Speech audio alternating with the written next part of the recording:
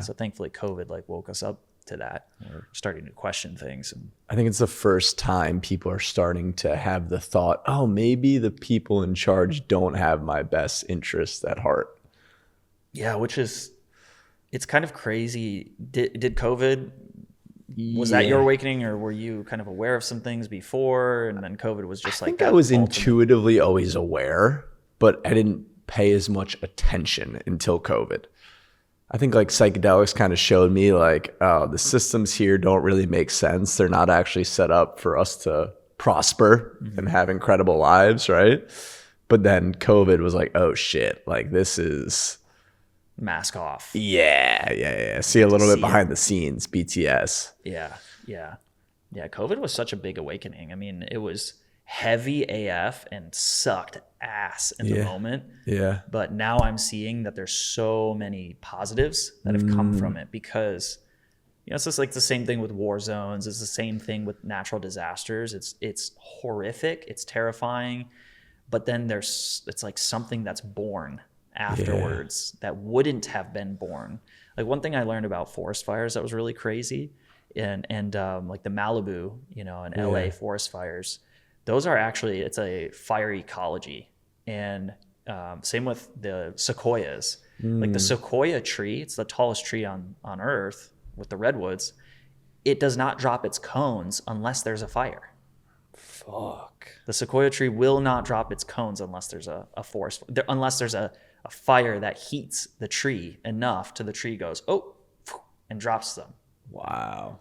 Crazy, right? So Native intelligence. there's also, after a fire in LA County, what they've recognized is that there's new species that they've never documented, new species of plants that emerge after fires that they've never documented them before. So yeah, there's something about that death, rebirth, Yeah. that's just, it's a part of life. Part of life. And there's always that silver lining too. Yeah. Even in a situation like COVID, there were some positives that came out of it for sure. Yeah. Woke a lot of people up, shifted the entire demographic in terms of like work. A lot of people left jobs, moved to different cities, are seeing like, oh, there's a different way to do this. I can start a business or have a fully online business or work from home.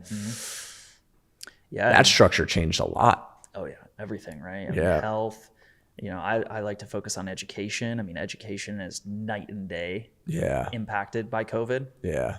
And we could get into that. There's a massive awakening happening right now. Yeah. Because of COVID, 1.5 million families pulled their kids out of public schools. Whoa. So it's this massive demographic switch right now where parents are reclaiming their kids from the system, from the government. Yeah. Which is leaving me feeling very optimistic. I'm excited to see what comes of it. But we still have a long ways to go. There's 82+% of the country is going to public schools, and I think the way the public schools are being run right now is just horrifying for the potential of our youth. Yeah. So like you saw, like the documentary, I started off the film with the Aristotle quote, "The fate of empires rests on the education of youth." Such a sick quote. And when I look at how we're educating our children here in America, I'm a little concerned for the fate of this empire for sure. Yeah, me too, man. I felt it going to school. I never felt like I was never passionate about learning, and now I love to learn. And I think everyone is passionate about learning. It's just about teaching them in a proper way. Yeah, the film is called The Death of Recess, but to me, recess is not just outdoor play. It's creativity, individuality. It's a metaphor. It's literal and a metaphor. It means like the death of childhood, the death of that childlike curiosity and wanting to learn. You look at kids; that's naturally cooked into them. Yeah. Like I interviewed kids in the film. They're like my favorite interviews because they're just pure, present. I just had a daughter. Yeah. She's pure. She's innocent. She is just authentic, 100% authentic and pure. She's not, influenced by the world. She just came here with her own unique personality. And you see other babies, they're completely different. Yeah. Like how can you explain that? How can you explain these kids they are born with these personalities? So education comes from the actual word itself comes from the Latin word educo, which means to draw out from or to develop from within. So if you look at the traditional schooling system, it's the exact opposite. We have all this information. How do we force it in to the kid? How do we tell these kids what they need to know and how they need to think? That's not education. That's schooling. So, the process of becoming educated is to get to know these gifts that we're born with and get to bring them out. That's really what it actually means. Yeah. And I think I totally agree with you. So many people are still caught up. Well, like kids have to learn certain things. Like they have to know like algebra or whatever it is. Like why is there this stigma around that we have to learn certain things? And do you feel like we do have to learn certain things? I think we definitely should encourage kids to learn things, the basics of, arithmetic and, reading, writing skills. These are important. Yeah. But I think it's more important to get kids to want to learn those things.